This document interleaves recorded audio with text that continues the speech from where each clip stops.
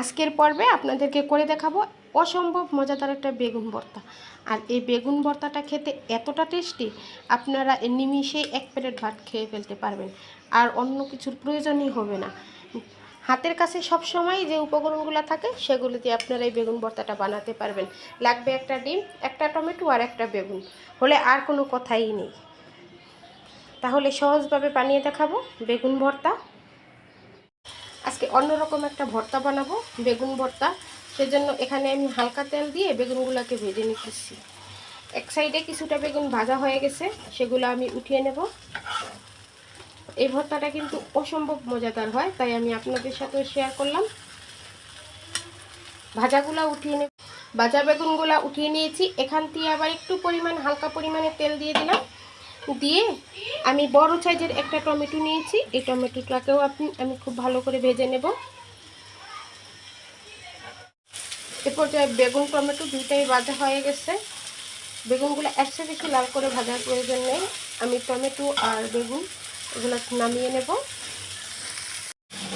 টমেটোটা আরেকটু রান্না করে নেব। এখন আমি এখান দিয়ে, যেহেতু কড়াইটা বড় আছে, তাই সাইড দিয়ে আমি একটু তেল দিয়ে দিলাম, দিয়ে শুকনো মরিচ ভেজে নেব। আপনারা যেরকম জাল খাবেন ওরকম দিবেন। এখানে আমি 4টা শুকনো মরিচ দিয়েছি। শুকনো মরিচ আর টমেটো দুইটাই উঠিয়ে নেব, দুটাই হয়ে গেছে। এখন দিয়ে দিব পেঁয়াজ, রসুন আর 3টা কাঁচামরিচ। আপনারা যদি জাল খেতে কম চান তাহলে কাঁচামরিচটা স্কিপ করতে পারেন। এখন এটাকে খুব ভালো করে একটু ভেজে নেব।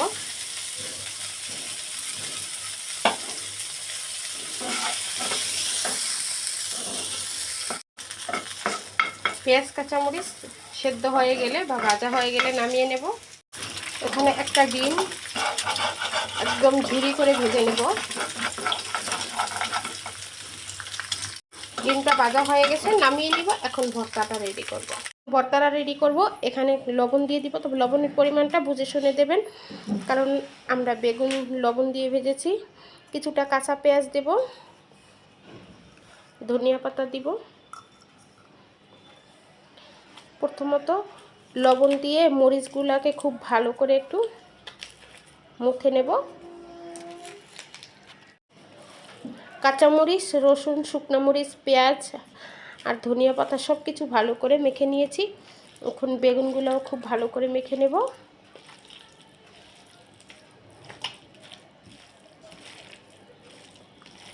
টমেটোটা ওর মধ্যে নেব। আপনারা চাইলে সিলকাটা ছাড়িয়ে নেবেন। আমি যখন ভর্তাটা বানাবো আস্তে আস্তে খোসাটা উঠে যাবে।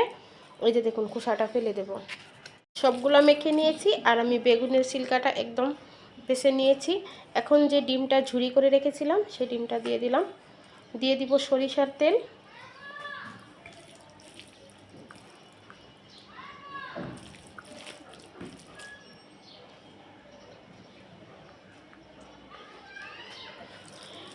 লাস্ট পাতে সরিষার তেলটা দিয়ে দিবেন, এতে করে কিন্তু খেতে অসম্ভব মজাদার হয়। এই ভর্তাটা যেদিন বানাবেন ভাত একটু বেশি করে রান্না করবেন, কারণ ভর্তাটা এতটা মজা যে আপনারা 1 প্লেট ভাত এমনিতেই খেয়ে ফেলতে পারবেন। আশা করি এই ভর্তার রেসিপিটা আপনাদের কাছে ভালো লেগেছে, তাই না? এরকম ভর্তা হলে খেতে আর কিছুই লাগে না।